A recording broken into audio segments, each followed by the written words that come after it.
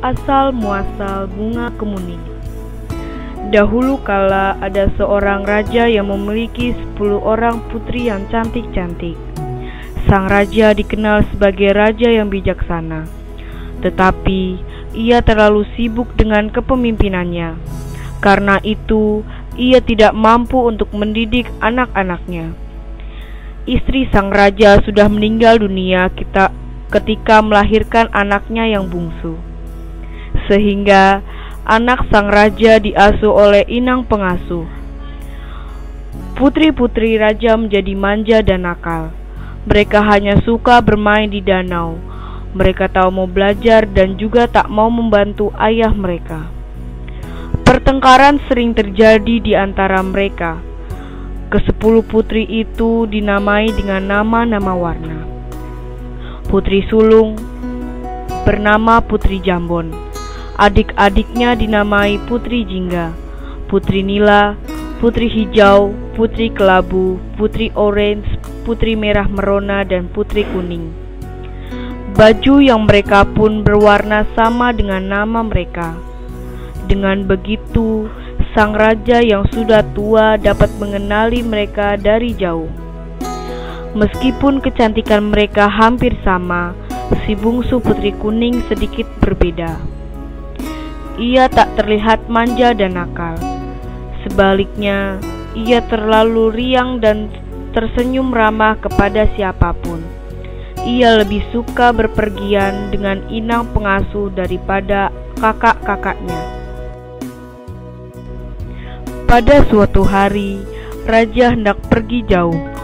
Ia mengumpulkan semua putri-putrinya. Aku hendak pergi jauh dan lama. Oleh-oleh apakah yang kalian inginkan? Tanya raja. Aku ingin perhiasan yang mahal, kata Putri Jambon. Aku mau kain sutra yang berkilau-kilau, kata Putri Jingga.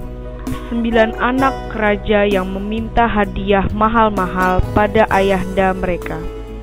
Tetapi lain halnya dengan Putri Kuning. Ia berpikir sejenak, lalu memegang lengan ayahnya. Ayah, aku hanya ingin ayah kembali dengan selamat, katanya. Kakak-kakaknya tertawa dan mencemoohkannya. Anakku, sungguh baik perkataanmu. Tentu saja aku akan kembali dengan selamat dan kubawakan hadiah indah buatmu, kata sang raja. Tak lama kemudian, raja pun pergi. Selama sang raja pergi, para putri semakin nakal dan malas. Mereka sering membentak inang pengasuh dan menyuruh pelayan agar menuruti mereka. Karena sibuk menuruti permintaan para putri yang rewel itu, pelayan tak sempat membersihkan taman istana. Putri Kuning sangat sedih melihatnya, karena taman adalah tempat kesayangan ayahnya. Tanpa ragu, Putri Kuning mengambil sapu dan mulai membersihkan taman itu. Daun-daun kering dirontokkannya, rumput liar dicabutnya, dan dahan-dahan pohon dipasangkannya hingga rapi. Semula inang pengasuh melarangnya, namun Putri Kuning tetap berkeras mengerjakannya.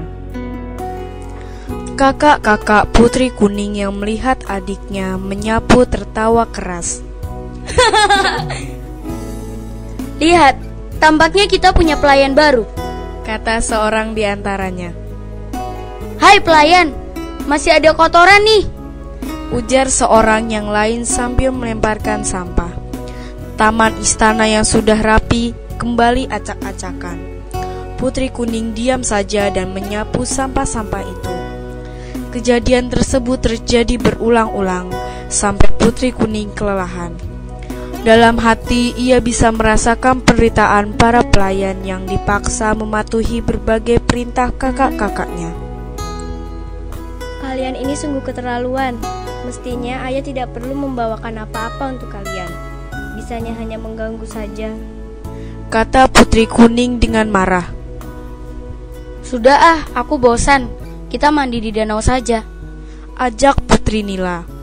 Mereka meninggalkan Putri Kuning seorang diri. Begitulah yang terjadi setiap hari, sampai ayah mereka pulang. Ketika sang raja tiba di istana, ke-9 putrinya masih bermain di danau. Sementara Putri Kuning sedang merangkai bunga di teras istana. Mengetahui hal itu, raja menjadi sangat sedih. Anakku yang rajin dan baik budi, ayahmu tak mampu memberi apa-apa selain kalung batu hijau ini. Bukannya warna kuning kesayanganmu, kata sang raja. Raja memang sudah mencari-cari kalung batu kuning di berbagai negeri, namun benda itu tak pernah ditemukannya. Sudahlah ayah, tak mengapa. Batu hijau pun cantik. Lihat, terasi benar dengan bajuku yang berwarna kuning, kata Putri Kuning dengan lemah lembut. Yang penting ayah sudah kembali. Akan kubuatkan teh hangat untuk ayah, ucapnya lagi ketika Putri Kuning sedang membuat teh. Kakak-kakaknya berdatangan. Mereka ribut mencari hadiah dan saling memerahkan. Tak ada yang ingat pada Putri Kuning, apalagi menanyakan hadiahnya. Keesokan hari, Putri Hijau melihat Putri Kuning memakai kalung barunya. Wahai adikku, bagus benar kalungmu. Seharusnya kalung itu menjadi milikku, karena aku adalah Putri Hijau, katanya dengan perasaan iri. Ayah memberikannya padaku, bukan kepadamu, sahut Putri Kuning mendengarnya. Putri Hijau menjadi marah. Ia segera mencari saudara-saudaranya dan menghasut mereka. Kalung itu milikku, namun ia mengambilnya dari saku ayah. Kita harus mengajarnya berbuat baik, kata Putri Hijau. Mereka lalu sepakat untuk merampas kalung itu. Tak lama kemudian, Putri Kuning muncul.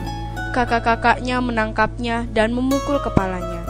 Tak disangka, pukulan tersebut menyebabkan Putri Kuning meninggal.